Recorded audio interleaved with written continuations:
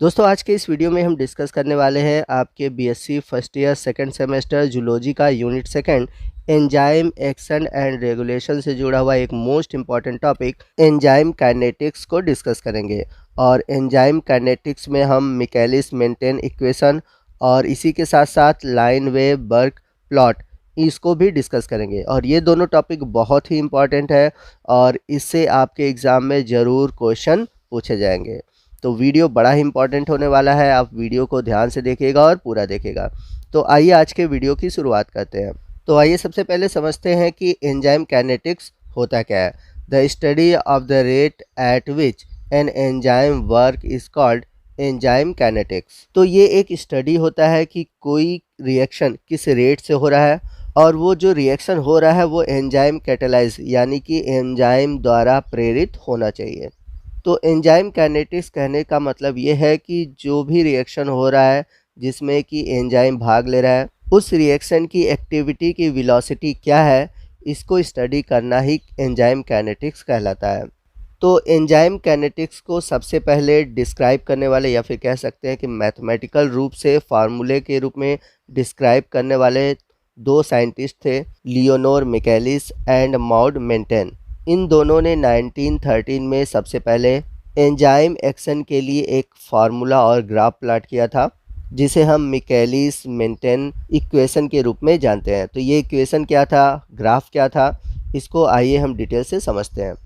तो Michaelis maintain जो constant है उसके थ्रू हम जो भी फैक्टर हैं जो कि एंजाइम एक्टिविटी को इफ़ेक्ट डालते हैं और कौन से कांस्टेंट है जिसका पता चल सकता है हमें ग्राफ के थ्रू।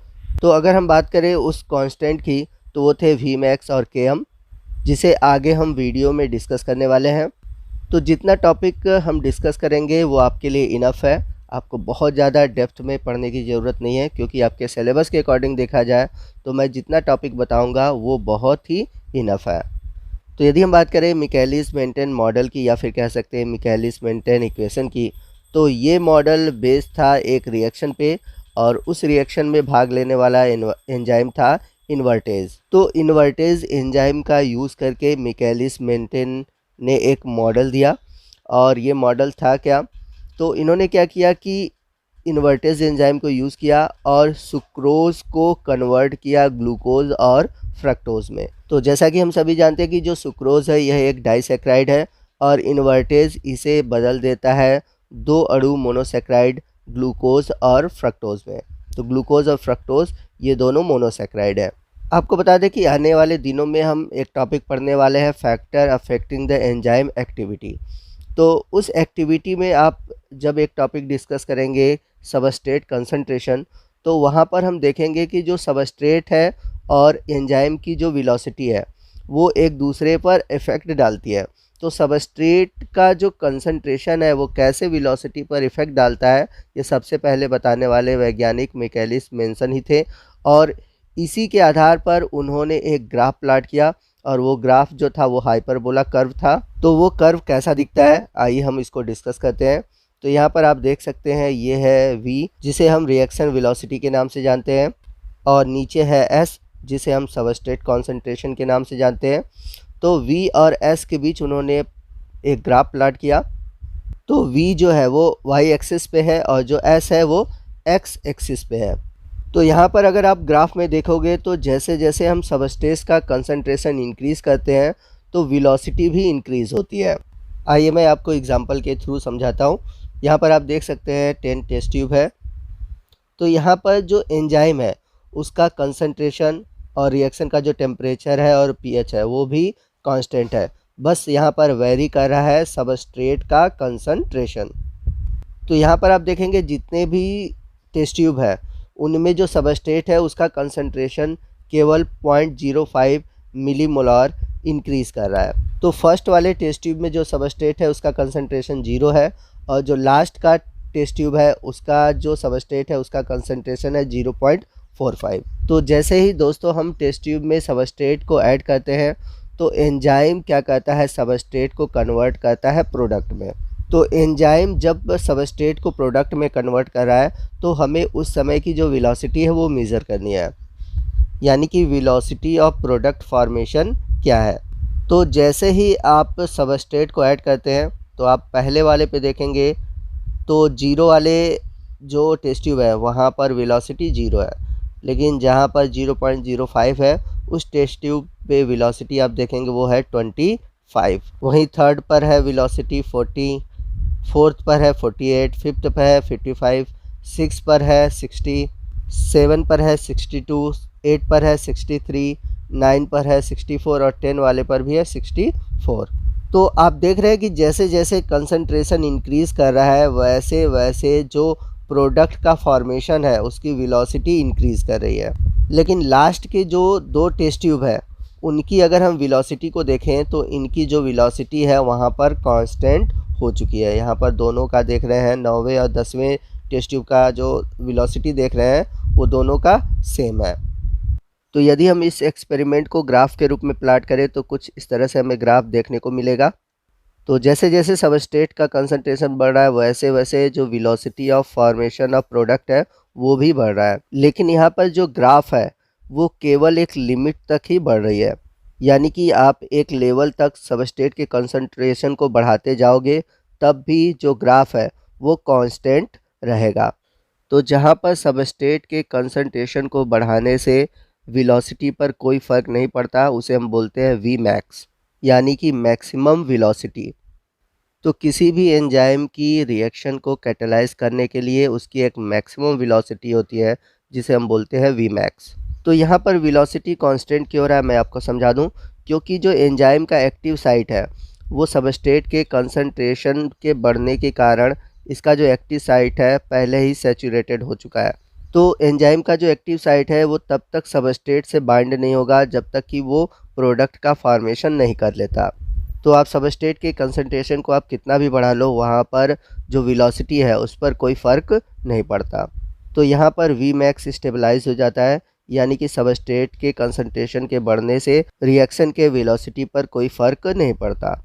तो जब भी आप आगे देखोगे वेलोसिटी इतना ही रहेगा। तो नेक्स्ट क्या है, तो जो वी मैक्स है किसी भी रिएक्शन का अगर जो वी मैक्स है उसका अगर हम हाफ कर दें तो उस केस में अगर हम देखें तो सबस्ट्रेट की जो कंसंट्रेशन आती है उसे हम कहते हैं Km।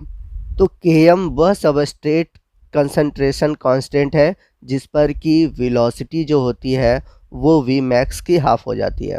तो इस ग्राफ को प्लाट करके हमें एग्जैक्टली वी मैक्स की जो वैल्यू है वो नहीं मिलती। यहाँ पर जो वैल्यू होती है वो ज़रूर कुछ ना कुछ फ्लैक्चुएट करती है। तो वी मैक्स कैलकुलेट करने के लिए हम यही रिएक्शन को नहीं लेते, इसके लिए और भी ढेर सारे ग्राफ है जिसका हम यूज़ करते हैं, तो आगे उनके बारे में हम जानेंगे। तो यहाँ पर क्लियर हो गया कि वी मैक्स क्या होता है और Km क्या होता है।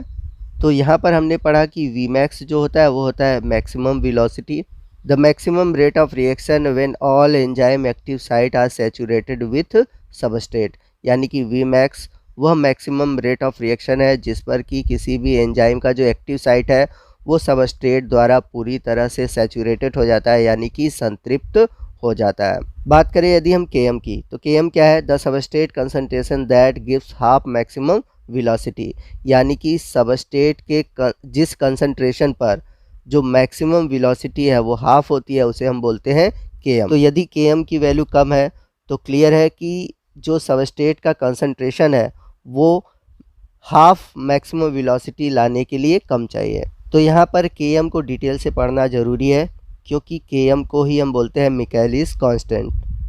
तो Km होता है मिकेलिस कांस्टेंट या फिर मिकेलिस मेंटेन कांस्टेंट। तो आपको बता दें कि जो Km की वैल्यू है वो वेरी करती है एंजाइम टू एंजाइम, मतलब अलग अलग एंजाइम के लिए Km की वैल्यू अलग अलग होती है। अब जो Km है वो डिपेंड करता है बहुत सारे फैक्टर पे।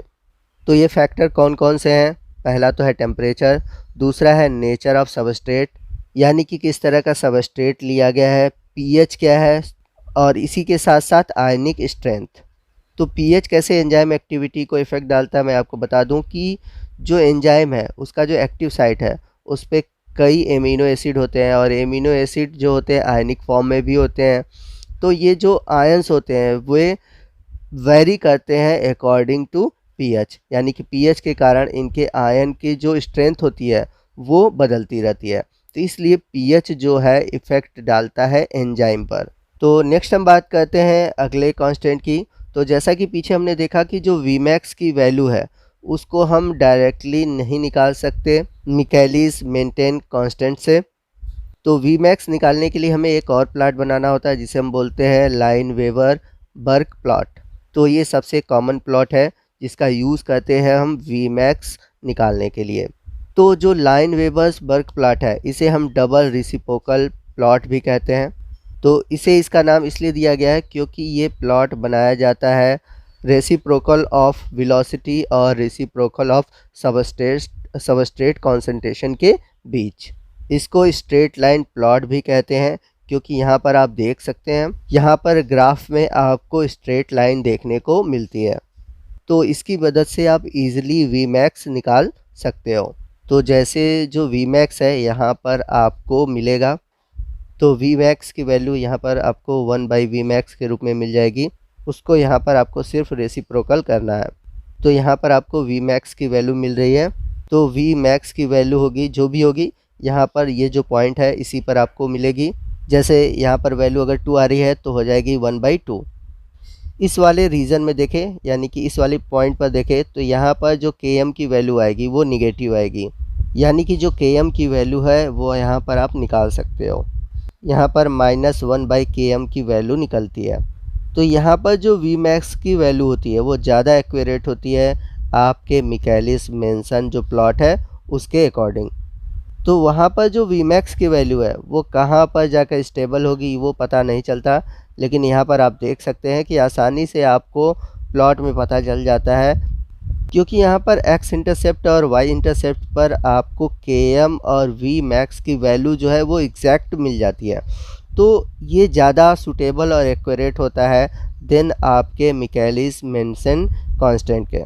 तो यहाँ पर आपको सिर्फ ये ध्यान रखना है कि वाई इंटरसेप्ट और एक्स इंटरसेप्ट पर क्या वैल्यू मिल रही है, उसको आपको इसको ध्यान रखना होगा। आप स्लोप से भी वैल्यू निकाल सकते हो।